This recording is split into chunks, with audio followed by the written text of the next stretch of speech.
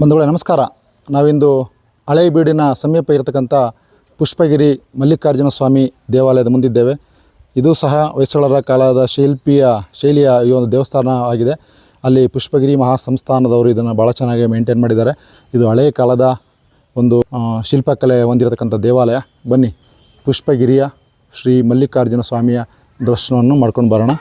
Entrance ಈ ರೀತಿಯಾಗಿ ನಾವು ಹೋಗಬೇಕು ಒಳಗಡೆ. ಮತ್ತು ಇಲ್ಲಿ ಆನೆಗಳು ನಮಗೆ ಸ್ವಾಗತ ಮಾಡ್ತಾಯಿದ್ದಾವೆ. ಇದು ಎಂಟ್ರೆನ್ಸ್ ಈ ರೀತಿಯಾಗಿದೆ. ಮಲ್ಲಿಕಾರ್ಜುನ ಸ್ವಾಮಿಯ ದೇವಾಲಯ ಒಳಗಡೆ ನಾವು ಹೋಗ್ತಾಯಿದ್ದೀವಿ. ಭಕ್ತಿಯಿಂದ ನಮಿಸ್ಕೊಂಡು ಇತ್ತೀಚೆಗೆ ಕಟ್ಟಿರೋ ದೇವಾಲಯ ಭಾಳ ಚೆನ್ನಾಗಿ ಕಾಣ್ತಾಯಿದೆ. ಮೊದಲು ಹೋಗಿ ಇಲ್ಲಿ ಬಸವ ಪ್ರತಿಷ್ಠಾನದ ಒಂದು ಬಸವ ನಂದಿ ಇದೆ. ಆ ನಂದಿಯನ್ನು ನೋಡಿಕೊಂಡು ಈಗ ಒಳಗಡೆ ಹೋಗ್ತಾಯಿದ್ದೇವೆ. ಬನ್ನಿ ಸ್ವಾಮಿ ಮಲ್ಲಿಕಾರ್ಜುನ ಸ್ವಾಮಿಯ ದರ್ಶನವನ್ನು ಮಾಡಿಕೊಳ್ಳೋಣ.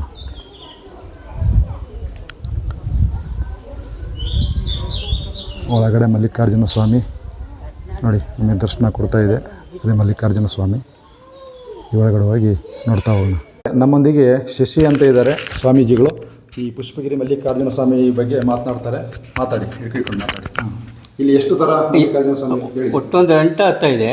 ಅದರಲ್ಲಿ ಇದು ಪುಷ್ಪಗಿರಿ ಮಲ್ಲಿಕಾರ್ಜುನ ಸ್ವಾಮಿ, ಒಂದು ಎಕ್ಟಿ ಮಲ್ಲಿಕಾರ್ಜುನ ಸ್ವಾಮಿ ಇದೆ, ಹಂಗೇನೆ ಹೇಮಗಿರಿ ಮಲ್ಲಿಕಾರ್ಜುನ ಸ್ವಾಮಿ ಇದೆ, ಇನ್ನು ಶ್ರೀಶೈಲ ಮಲ್ಲಿಕಾರ್ಜುನ ಸ್ವಾಮಿ ಅದೇ ಮೇಯ್ನು ಇವಕ್ಕೆಲ್ಲ. ಇನ್ನೇನು ವಿಶೇಷ ಇಲ್ಲಿ ವರ್ಷದಲ್ಲಿ 5 ಫಂಕ್ಷನ್ಗಳು ಇರುತ್ತೆ. ಒಂದು ಜಾತ್ರೆ, ಒಂದು ಕೆಂಡೋತ್ಸವ, ರಥೋತ್ಸವ, ಮತ್ತು ಇದು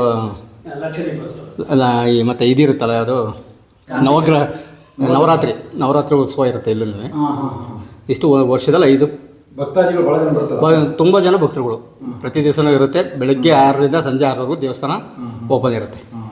ಇಲ್ಲಿ ಪಕ್ಕ ಮಠ ಇದೆಯಲ್ಲ, ಅದೇನು ಮಠ? ಯಾವ ಮಠ? ಅದು ಪುಷ್ಪಗಿರಿ ಮಠ ಅಂತಲೇ. ಅಲ್ಲಿ ಕಡೆ ಕರಿಬೇಸ ಅಜ್ಜೆ ಅಂತೇಳಿ ಒಂದು ದೇವಸ್ಥಾನ ಇದೆ. ಇದು 900 ವರ್ಷದ ದೇವಸ್ಥಾನ. 900 ವರ್ಷದ. ಇದು ಹೊಯ್ಸಳರ ಕಾಲದ ವಿಷ್ಣುವರ್ಧನ ಹೆಂಡತಿ ಶಾಂತಲಾದೇವಿ ಇದ್ರಲ್ಲ, ಅವ್ರು ನಿರ್ಮಾಣ ಮಾಡಿರ್ತಕ್ಕಂಥ. ವಿಶೇಷ ಮಾಹಿತಿ. ಶಾಂತಲಾ ಕಟ್ಟಿಸಿರ್ತಕ್ಕಂಥ ದೇವಾಲಯ ಮಲ್ಲಿಕಾರ್ಜುನ ಸ್ವಾಮಿ. ಶ್ರೀ ಪುಷ್ಪಗಿರಿ ಮಲ್ಲಿಕಾರ್ಜುನ ಸ್ವಾಮಿ ದೇವಾಲಯ. ಥ್ಯಾಂಕ್ ಯು ಸ್ವಾಮಿ. ಇಲ್ಲಿ ಒಂದು ಕಲ್ಯಾಣಿ ಇದೆ ಅಂತ. ಕಲ್ಯಾಣಿ ಆ ಕಡೆ ನೀವು ಬರ್ತಾ ಲೆಫ್ಟ್ ಸೈಡ್ಗೆ ಹೋದ್ರೆ ಅಲ್ಲೇ ಸಿಗುತ್ತೆ. ಕಲ್ಯಾಣಿ ಒಂದು ಅದನ್ನು ನೋಡ್ಕೊಂಡು ಹೋಗೋಣ. ಥ್ಯಾಂಕ್ ಯು ಸರ್, ಮಾಹಿತಿ ಕೊಟ್ಟಿದ್ದೇನೆ. ನೋಡಿ, ಇಲ್ಲಿ ಶಿಲ್ಪ ಕಲೆಯನ್ನು ನೋಡ್ತಾ ಇದ್ದರೆ ಬಹಳ ಚೆನ್ನಾಗಿರ್ತಕ್ಕಂಥ ಬೇಲೂರು. ಹೌದು, 900 ವರ್ಷದ. ನಾವು ಬೇಲೂರು ಹಳೇಬೀಡನ್ನ ದೇವಸ್ಥಾನ ನೋಡೋದಷ್ಟೇ ಖುಷಿ ಅನಿಸುತ್ತೆ. ನೋಡಿ ಎಷ್ಟು ಚೆನ್ನಾಗಿದೆ ಕಂಬಗಳೆಲ್ಲ. ಭಾಳ ಚೆನ್ನಾಗಿರ್ತಕ್ಕಂಥ ದೇವಾಲಯ. ನೀವು ಈ ಕಡೆ ಹಳೇಬೀಡು ಕಡೆ ಬಂದರೆ ದಯಮಾಡಿ ಈ ಕಡೆ ಬಂದು ಸ್ವಾಮಿಯ ದರ್ಶನವನ್ನು ಪಡೆಯಿರಿ. ಮಲ್ಲಿಕಾರ್ಜುನ ಸ್ವಾಮಿ, ಪುಷ್ಪಗಿರಿಯ ಮಲ್ಲಿಕಾರ್ಜುನ ಸ್ವಾಮಿ ಇದೆ ನೋಡಿ, ದರ್ಶನ ಮಾಡ್ಕೊಳ್ಳಿ. ಪಕ್ಕದಲ್ಲಿ ಪಾರ್ವತಮ್ಮ ದೇವಸ್ಥಾನ ಇದೆ ಅಂತೆ. ಬನ್ನಿ ದರ್ಶನ ಮಾಡೋಣ, ಹೋಗೋಣ. ಎಸ್, ನಂದಿ ಎಲ್ಲ ದೇವಾಲಯದಂತೆ ಇಲ್ಲೂ ನಂದಿ ನಮಗೆ ಇದೆ. ಇನ್ನು ಎಡಭಾಗದಲ್ಲಿ ಪಾರ್ವತಮ್ಮನ ದೇವಸ್ಥಾನ ಇದೆ ಅಂತ ಹೇಳಿದ್ದಾರೆ. ನೋಡ್ತಾ ಹೋಗೋಣ ಬನ್ನಿ.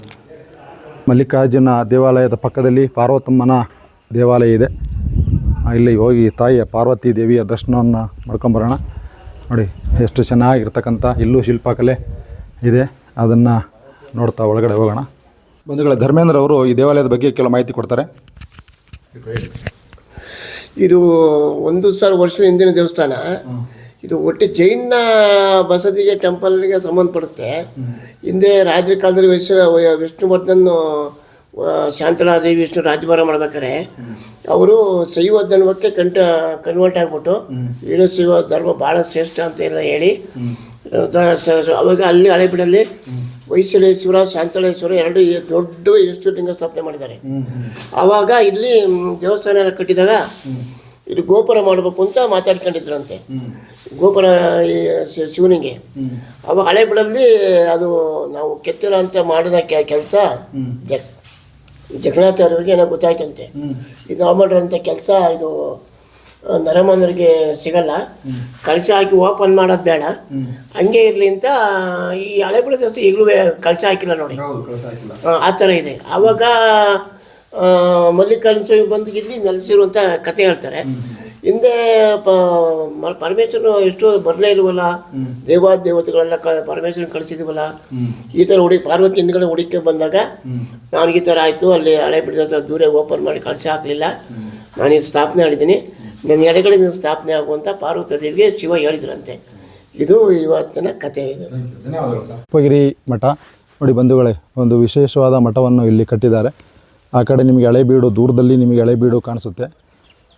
ಇಲ್ಲಿಂದ ವ್ಯೂ ಭಾಳ ಚೆನ್ನಾಗಿ ಕಾಣಿಸುತ್ತೆ, ನೋಡ್ಬೋದು. ಇಲ್ಲಿಂದ ಮತ್ತೆ ಕೆಳಗಿಳಿದು ನೋಡಿ, ಇದು ಇಲ್ಲಿಂದ ನೋಡ್ತಕ್ಕಂಥ ಹಳೇಬೀಡಿನ ಮಾದರಿಯ ಒಂದು ದೇವಾಲಯವನ್ನು ನಾವು ನೋಡ್ಬೋದು. ಈಗ ಮುಂದೆ ಇನ್ನೇನಿದೆ ವಿಶೇಷ ನೋಡ್ತಾ ಹೋಗೋಣ ಬರ್ರಿ. ನೋಡಿ, ಇದು ಮಲ್ಲಿಕಾರ್ಜುನ ಸ್ವಾಮಿ ದೇವಾಲಯ. ಇದನ್ನು ನೋಡಿಕೊಂಡು ಈಗ ಹೊರಗಡೆ ಹೋಗ್ತಾ ಇದ್ದೇವೆ. ಕಲ್ಲನ್ನು, ಆ ಕಂಬಗಳನ್ನು ನೋಡಿ, ವಿಶೇಷವಾದ ಕಂಬಗಳನ್ನು ನೋಡ್ಕೊಳ್ತಾ ಈಗ ಹೊರಗಡೆ ಹೋಗ್ತಾ ಇದ್ದೇವೆ ನಾವು. ಈಗ ಹೊರಗಡೆ ಬಂದಿದ್ದೇವೆ. ಮುಂದೆ ಇಲ್ಲಿ ಕಲ್ಯಾಣಿ ಇದೆಯಂತೆ, ಅದನ್ನು ದರ್ಶನ ಮಾಡೋಣ.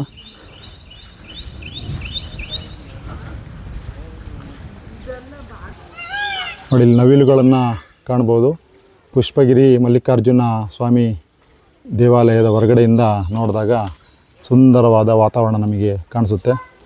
ಒಟ್ಟಾರೆಯಾಗಿ ಹಳೇಬೀಡಿಗೆ ಬಂದಿರೋ ಬಹುತೇಕ ಪ್ರವಾಸಿಗಳು ಈ ಪುಷ್ಪಗಿರಿ ಸ್ವಾಮಿ ದೇವಾಲಯಕ್ಕೆ ಬಂದು ಪುಷ್ಪಗಿರಿ ಮಲ್ಲಿಕಾರ್ಜುನ ಸ್ವಾಮಿಯ ಆಶೀರ್ವಾದವನ್ನು ಪಡ್ಕೊಳ್ತಾರೆ. ಸಿಹಿಜೀವಿಯ ಪಯಣದಲ್ಲಿ ಇಂದು ನೀವು ಪುಷ್ಪಗಿರಿ ಮಲ್ಲಿಕಾರ್ಜುನ ಸ್ವಾಮಿಯ ದರ್ಶನವನ್ನು ಮಾಡ್ಕೊಂಡಿದ್ದೀರಾ. ಮತ್ತೊಮ್ಮೆ ಸಿಹಿಜೀವಿಯ ಪಯಣ ವೀಕ್ಷಿಸಿದ ನಿಮ್ಮೆಲ್ಲರಿಗೂ ಧನ್ಯವಾದಗಳು. ಇದುವರೆಗೂ ಯಾರ್ಯಾರು ನನ್ನ ಸಿಹಿಜೀವಿಯ ಪಯಣ ಚಾನಲನ್ನು ಸಬ್ಸ್ಕ್ರೈಬ್ ಮಾಡದೆ ನೋಡ್ತಿರ್ತೀರಾ, ದಯಮಾಡಿ ಲೈಕ್ ಮಾಡಿ, ಸಬ್ಸ್ಕ್ರೈಬ್ ಮಾಡಿ, ಶೇರ್ ಮಾಡಿ. ಧನ್ಯವಾದಗಳು.